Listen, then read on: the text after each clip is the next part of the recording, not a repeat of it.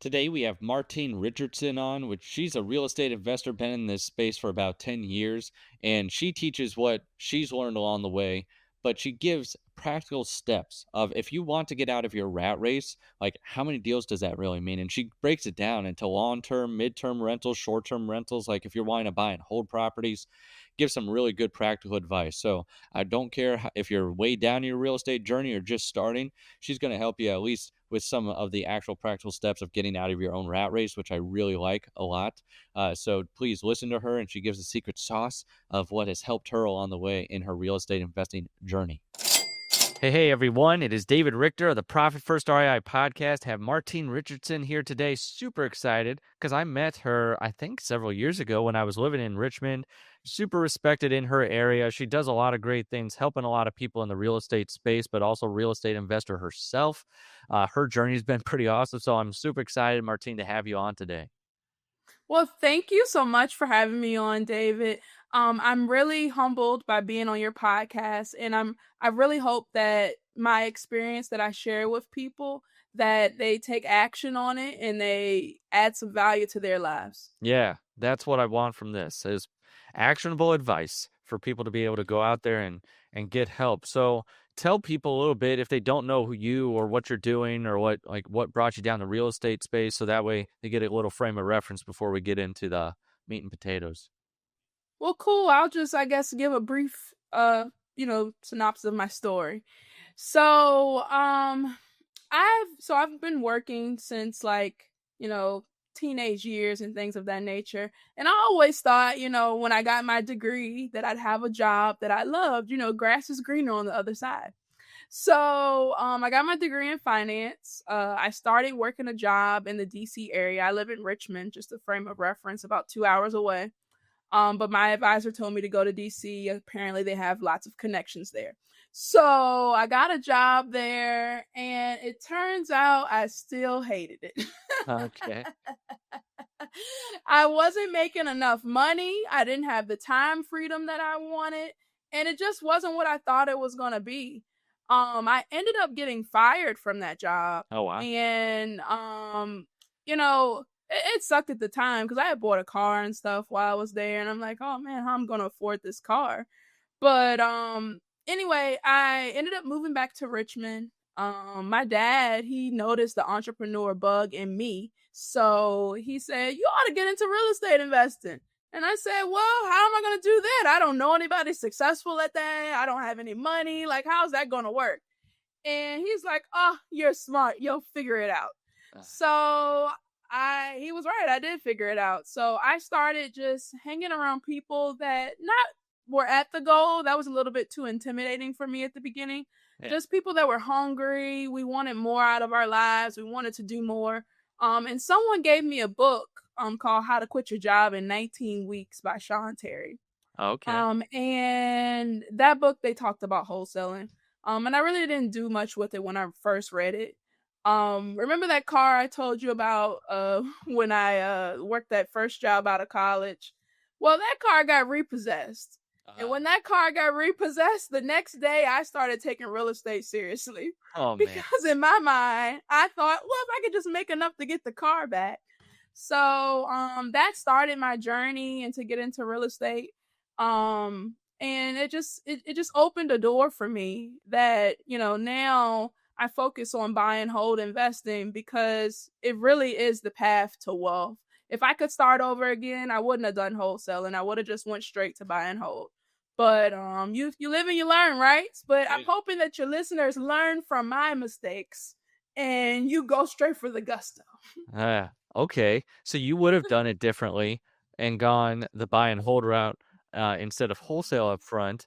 Now you hear a lot of Mhm. people say like buy and hold, you have to have money for that. So like, do you buy it creatively or do you have a lot of money when you came into it? I mean, I don't know. You gave the car story, so I don't want to assume anything though, ever. But like, I want to hear your side of it, of like doing Yes. the buy and move. Yeah, so I was able to build my rental portfolio that now bought my freedom by using other people's money. Okay. And I learned that along the journey. The reason I got into renting properties, because like my bread and butter is I accidentally became a landlord, to be honest with you. And the reason I say accidentally is because every time I spoke to someone, I went in their house, I would ask them, "Hey, do you want a cash offer or would you take payments?" And most people would say, "I want the cash offer." Well, I went in one house and he said, "I'll take the payments." And in my head, I'm thinking, "You'll take the payments? Nobody takes the payments." Hmm. So I said, "Well, let me see how I'm going to structure the deal so I can, make you an offer on that." And what I was really meaning was, let me figure out how to do this because nobody ever takes the payments. Yeah, that's great. so, so I went to a meetup. I said, "Hey, I wanted someone's house," and they told me they take the payments. I don't even know how to structure the deal. They showed me how to structure the deal. I presented it to the seller. We went back and forth a little bit on negotiating, but what I did was a lease option agreement, and then I ended up doing a sandwich lease option agreement. And by doing that, I started getting checks for work I did a long time ago. What the And heck it is a just kept sandwich lease option? Before you keep going, good. if people don't understand that, what's that? So a sandwich lease option, so a lease option agreement is when you're leasing a property and you have the option to purchase it in the future. So what I did was I did a lease option with the seller, and then I found a tenant buyer or tenant, whatever you want to call them, that was also going to have a lease option with me, and I made the spread in between. So Okay. specifically, this seller, he wanted me to put $500 down for my option fee. I believe I was paying him, I think $400 a month. Like, this is way back, so these prices are low. Yeah. But it was $400 a month, and then I was going to buy the house from him for $35,000. Now I still own this house, and I did a lease option with someone that wanted to come into this deal, and he put $5,000 down. He paid $700 a month, and then he had the option to buy it for $60,000. Oh, nice. So yeah, and at the time, 35 was kind of high. Like, just to be honest, because this, Yeah. I mean, you're familiar with Richmond. It was Yeah. like not in the best neighborhood. Okay. Yeah. but the power, like, I'm glad I did that because it opened my eyes. I wish I would have known more about, like borrowing money from other people at that time Yeah. to structure deals. But that house, as I told you, we got it for 35,000. The house is worth $240,000 now. Why are we selling real estate? Why are we selling? Right? Yeah. Wow. That's incredible. And it sounds like it kind of fell into your lap a little bit. Like, what? Like, you don't want just the full amount, you'll take the payments. That was great. I think something else too that was key was you went to a meetup. You had a group of people, they were able to take that deal too to be able to present to them and they helped you. So, has that been big on your journey? The groups, the meetups, that type of thing? Yes. Yes. I'd say, like, when I was first starting out, I didn't really have, I mean, I looked for a mentor to help me, but I wasn't really getting the guidance that I was hoping to get from the Yeah. person. But what really helped me learn how to this business and doing things was listening to podcasts and also going to meetups, because when I first started, it took me a while to get a deal. Like, Yeah. I would just keep listening to podcasts to try to understand like what I needed to do, because I started with like direct mailing. And when I would direct mail people, like they would call, I would be afraid to answer the phone. Yeah. So I would call them back. Like, I was going through all the motions. Yeah. And then like I would get maybe one or two calls from my 50 people that I mailed. And I was like, man, it doesn't work. But as I listened to podcasts, I realized I wasn't mailing enough people. I wasn't mailing them often enough. I learned what I was doing wrong. And then I kind of got to a point where I was like, well, it's no way all these people on these podcasts are lying. Like, these people are, everybody's on this podcast saying they're making money, they're doing deals, they're doing that. It's no way they're all lying. I'm just going to stick with this until it starts working for me. And then I did, and it worked. Like, consistency was key. Yeah. No, that's awesome. And then you took the action and then you you saw it work out, in your own life once you said. I like how you said that too. The podcast gave you the eye opener that it wasn't, what you were doing. It was just skewed that you didn't know that you had to do more, that you had to go out there and it was a numbers game and, how many times you're hitting Right, them. That's really good because that's where a lot of those people that have gone before have tested a lot of that stuff. So it sounds like you took their right. test and made it your own, which is good. So then how did you come to the conclusion or when on your journey that wholesaling, though can be good for cash, the real money's in and the wealth is in the buy and hold? Like when did that click?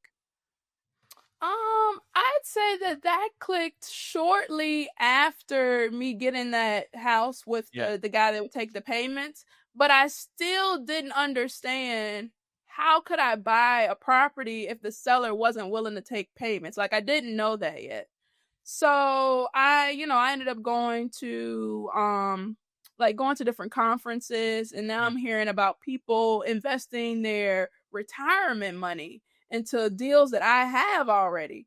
So it just got me thinking. I'm like, let me find out more about this. Because really, to be honest with you, the secret sauce in being able to get money for your deals is you have to know how to get deals. You have to know how to put somebody's money in a safe position so that they feel comfortable lending you on that deal. And then also, you have to build great relationships with people and explain to them how this process works so that they feel safe, comfortable. You want to give them a good return and things of that nature while you're building what you're building. You want to make it a win win for everybody. Yeah.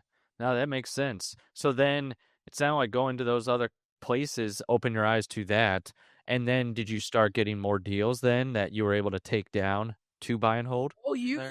know it. When Yeah. I figured it out, I was taking them down, David. Yeah. People are like, "Why aren't you sending out any wholesale deals?" Because I'm keeping them. That's why. Nice. That's great. So how long have you been doing that then on your real estate journey? Like when did that was that a year ago, 2 years, multiple years? No, it's been a while. So I've been doing real estate in total for 10 years now. Oh It wow. took me 2 years for me to get a deal. But when I got a deal, I got 5 of them at one Oh time. wow. So it was amazing. Yeah. Yeah, when it rained it poured. Yeah, right. It was just like, man, it's a drought. Not Yeah. anymore. But I'd say maybe I don't know if an exact date of when exactly after, but I'd say maybe like a year, or I'd say like a year after that, I Okay. started really Fine. taking like keeping them myself. Yeah. Because it just made more sense. And like I've always been like a long-term thinker. Like Yeah. I'm okay with sacrificing now for a greater future. Yeah. So me holding made complete sense to me. And now that I wouldn't say I'm on the other side just yet, but I now that I've been holding things for quite some time, I'm really seeing that power of holding, that equity that you're building, that appreciation that you're getting. People are paying your mortgages down for you while you're cash flowing. To me, it just makes complete sense. Why wouldn't you do Yeah. that? Yeah. I think it's just a lack of education. And you like to teach people about like their freedom number or like how do they get out of their rat race. So like how did you discover that, or did you already know that inherently, or like did you know that that's since you're a long-term thinker, like how many houses you need, or like how'd you come up with that framework? Yeah, so in terms of freedom number, I'd say that I've used it somewhat. I've been Yeah. more so thinking of like cash flow. How Yeah. much money do I need? I rather look at it from that standpoint. I Yeah. try to see if that like I can maximize the amount of cash flow I'm getting from a property by renting to a different type of renter and things of that nature. But yeah, I know it just really helps with planning doing a freedom number. So for people that are wondering like what is this freedom number you guys are talking about? And basically it's a frame of reference so that you can know how many properties that you would need to retire. Or I mean, maybe you don't want to retire, maybe you like your job. Maybe you just want to have a little bit more freedom to do the things that you do. So I want to take us through this exercise, if it's Yeah. okay with you, Yeah, for David, sure. to kind of just help people to say, okay, well, what is this? Well, I So, wanted to. So take me through it, just like you would take anyone through it. This is good. Okay. Well, cool. So it's two ways that you can decide that you want, how much money you need per month Yeah. to live comfortably. So one way is you can use your W-2 income, and you have to add some taxes and insurance, the things that your employer might be paying for you. And as long as you're not living above your means, you can use that as a frame of reference of how much cash flow you Big need. caveat We, there. As long as you're not you living have to above your say, means. Yeah. right, you have to say that first because Yeah. then that's how much cash flow you would need. But a more detailed approach is you can write out everything that you're spending money on each month. This one might be a little more accurate. Yeah. Yeah. It sounds like it. So, you can put out your mortgage or your rent if you're renting. I wrote a list to make sure I didn't forget things. Yeah. Utilities, credit cards, any loan payments like car loans. Don't forget your groceries, gas. Don't forget fun money. You're not going to want to quit and just sit around the house and do nothing. You want to have some fun. Don't forget those in insurance and taxes. We live in the great USA. We have to pay those Right. things. Yes. Investments, savings, education, daycare or school for your children, things like that. I said education because I think you talk about the different buckets that, like, you can have different accounts that pay for different things. And when I read your book, David, I was just like, man, it's eye opening here. But I know that you can have different accounts for what you pay for. So, like, when I say education, I'm specifically saying, like, this is the amount of money that you've budget to buy, like, to go to conferences, to pay for Okay. books that you want to read, to Yeah. continue your self education, because as we evolve, we need to evolve Yeah. with our education and learning more things. So write out all of those things and see what they are. Let's just say, for easy sake, that what you need is $10,000 a month. $10,000 Sure. a month and you're free. Okay? Okay. So let's just use a average regular cash flow. And then, I mean, I like to get a little cream of the crop with the cash flows, but Yeah. let's just say an average cash flow. A lot of people will say that after you pay your expenses on a property, that you should be making at least like $300 a month from their rent. Okay. So if that was the case, if you took that $10,000 and you divided it by 300, that means it says like 33.333 Right. properties. So Yeah. 34 Yeah. properties, right? Yeah. 34 doors. Or you can decide that you want to rent it to a different type of tenant. You don't necessarily have to rent a long-term tenant. So I know I do some midterm rentals. I don't do all midterm rentals. I Okay. like to diversify some, but I do some midterm rentals, and the midterm rentals usually make double what a regular tenant would pay. All right, I have to pause the episode real quick. If you're a real estate investor who's tired of wondering where your money is going or why you're closing deals but still feeling broke, you need to talk to Simple CFO. Simple CFO is Profit First certified and fully endorsed by Mike McAlowitz, the creator of Profit First himself. Our team specializes in helping real estate investors finally get control of their cash flow so you keep more money, you pay yourself consistently, and build a business that doesn't run on chaos. We'll help you implement the Profit First system the right way, set up the financial processes you've been missing, and give you a dedicated fractional CFO who actually understands investing and keeping track of your numbers on flips, wholesales, rentals, private lending, all of it. So if you want predictable profit instead of living deal to deal, head over to simplecfo.com and book your financial clarity call today. That's simplecfo.com. Stop living in confusion and start keeping the money you work so hard to earn. Now, back to the episode. What's a midterm rental if someone doesn't know what a midterm rental is? That's a great question. So a midterm rental, it's like a short-term rental, but my stays are at least 30 days. What I do is I target people that are coming into town for work.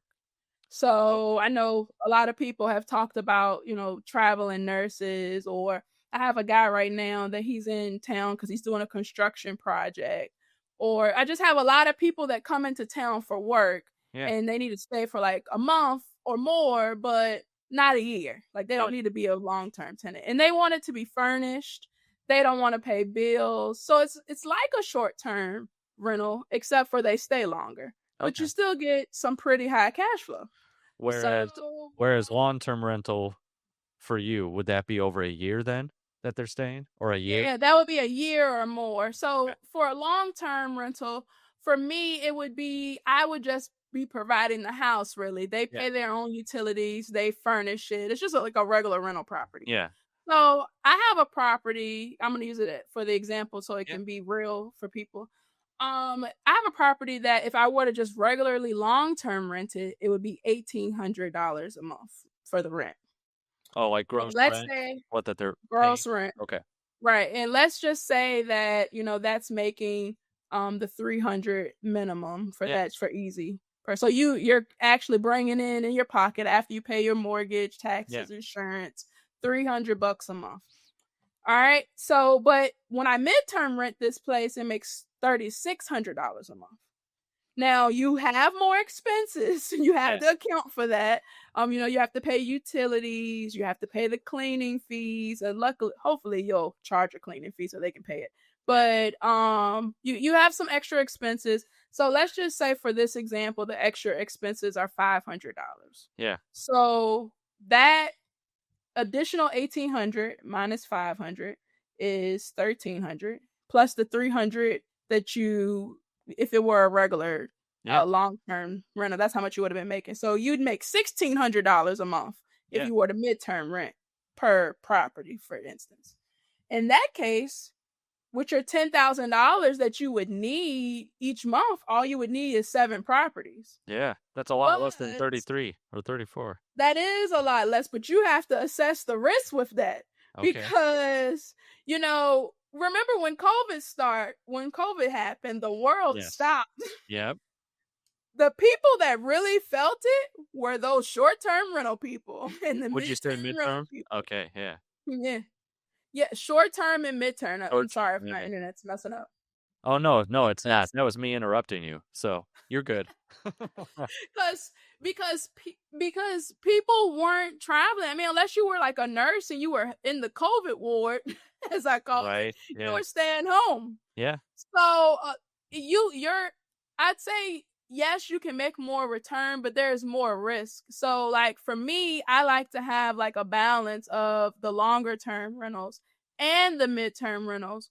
But when you do it this way, it seems a lot more attainable of what you Yeah. need to do and you have a guide. So like you'd say you'd say I need 7 properties, which that seems kind of low. And I feel like because they're all midterm, maybe I would say maybe 10 or Yeah. 15, just to be a little bit more safer.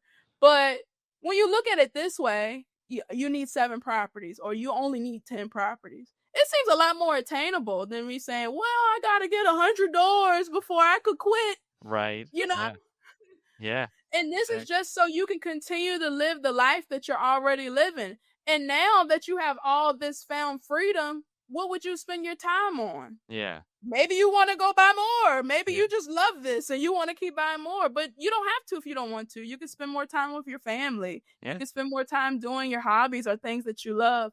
But yeah, it just helps really put into perspective that it really doesn't take much for you to be free if you start working towards it. Yeah.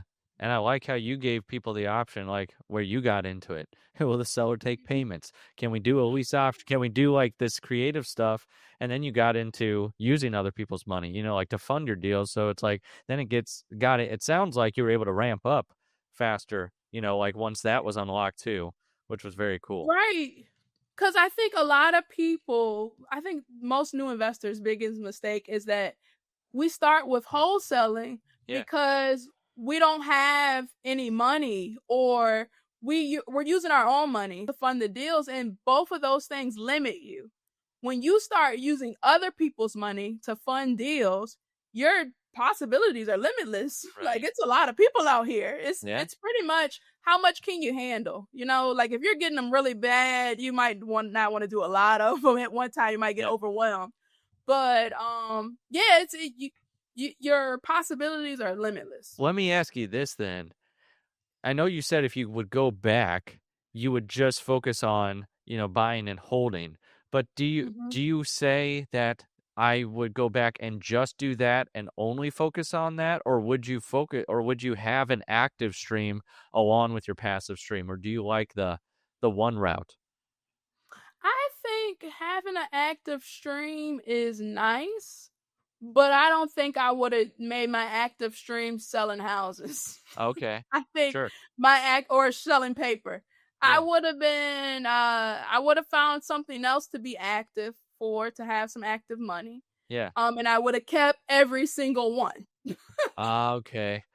Because you're buying, like, at the wholesale price, and then you're being able to buy and hold it. Yeah, that's really good advice. I also like too, when you took us through that, the process, there's a lot of variables. It depends on Mhm.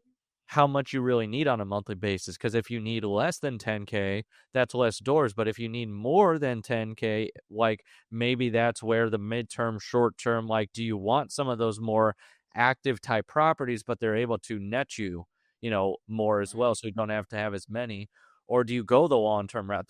I like how you set that up because you gave people the option short term, midterm, long term, and you're going to have different cash flows. And like you even said, the risk factor as well too, because more midterm, Mhm. short term, if a COVID type event happens again, that gets shut down more than long term. Or I don't know if there's a vice versa to that, where long term would get shut down, but midterm and short term are Right. sticky. So it's like you just have to evaluate a lot of things. And then you took us through that freedom number formula, making it just real Mhm. simple. It sounds like it just takes a little bit of work there. Sounds like you just sit down and write out, like what you really want. And then if you want to get nitty gritty, what you really have spent money on, like you have to look at. Right. Do you track that any certain way? Do you use spreadsheets, or like, there's a billion of those, I feel like, personal finance Right. bank software type, budgeting tools or whatever. Like, so do you use something for that when you help people? Well, Well, I am just using spreadsheets right Yeah. now. I know that there are some nice softwares out there. I will say when it comes to technology, I'm okay, but Okay. not the best. Yeah. And I leave, I guess, a lot of the softwares to the people that their expertise Oh is yeah. that. My Sure. expertise is buying and holding, and Yeah. uh, you know doing the spreadsheet, yeah, I do what I gotta do so I can have an idea where I need to be. But when it comes down to, keeping the books and all that stuff, I leave that to the professionals. Yeah. I understand that. For sure. Cool. Well, this has been really awesome. So I guess before we go into like how people get a hold of you, or like what's the next step with you, is there any other advice, or maybe your hardest lesson that you've learned in real estate up to this point? Um, I could give some advice, Okay. which I've noticed when I see people. So a lot of people are stuck in like the analysis paralysis Yeah. stage because they want to know every single thing, every single scenario of how to do something. And a lot of the times those scenarios don't even play out. I would encourage people to learn the first step and take action on that first step. And then learn the second step and take action on the second step. And the reason I'm saying to do it in this manner, because you're going to learn so much more on the journey than you could have learned in a book anyway. Yeah. And I don't know about people that are listening, but I know me personally, I like to get paid while I'm learning. So if I'm taking action, I'm getting paid while I'm learning. So I would just encourage people to do that. And then also just try to get around the people that are already where you want to be. And I know that that's intimidating because you're like, well, what can I offer these people? Try to add some value. And the best way starting out that you can add value to people is do some work for them for free. Help them out. These people are busy and you're going to learn so much that can help your business. So I'd say in terms of where you can find those people, try to find those local meetups because a lot of people are way more experienced and you'll start finding out way more events and places that you can go just by being around them. Awesome. So what I heard was learn to earn and earn while you're learning. Right. I like how you added that into it. And then also that network. You got to build that network. Your network is your net worth. A lot of our good friends, Jim Ingersoll and a lot of the good people there in the Richmond area say that. And I just think that's really good. Great advice. And this has been an awesome episode. I love this one. Focusing on Yeah, those this has numbers, been great. making sure you're really working towards a business that serves you. I like how you broke down the different rentals and all that, just and like you said, your secret sauce, like get the deals in the door and then you'll figure out Mhm. what to do with them and like how they fit into your overall plan. This is good stuff. So Martine, how do people take the next step with you, whether that's a website or like a program? What do you have?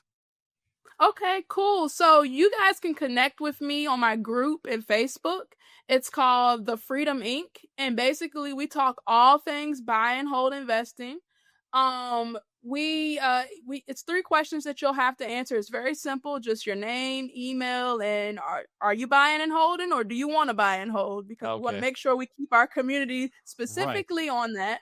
Yeah. And then also for anybody that's serious and they're really interested in getting into this and they need some help, I want to help as many people as I possibly can. And like I'm no big coaching company where I have a sales floor that's going to go look at this.